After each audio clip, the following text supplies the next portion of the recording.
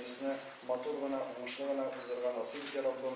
Киләчәктә дә шулай бергә булырга, бердәм булырга, динебезгә, халкыбызга хезмәт итәргә насыйп итә Раббым. Хәзерге вакытта идеология дигән проблема бик зур була безнең алдыбызда.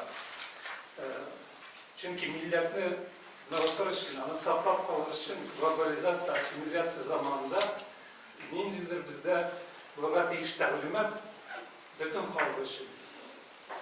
Безнең алып каратылган бу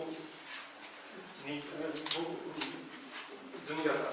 Шуңа күрә минем шәхси карашым шундый.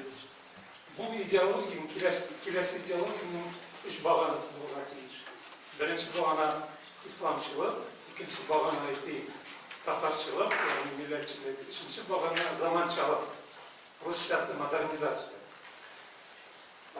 Mana shu ko'zlikdan qaraganda Marjanining ijodini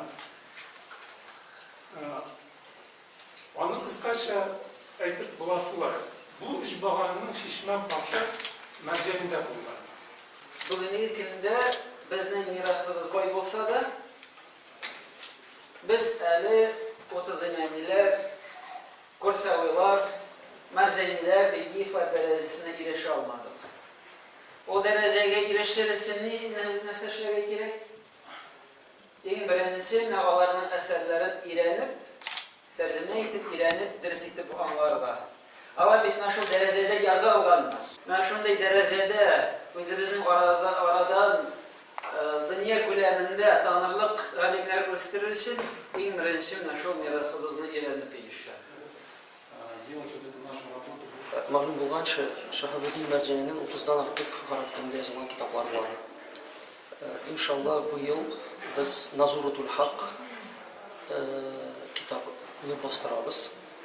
Андан соң Мисырда Египетта яңа бер китап табылды.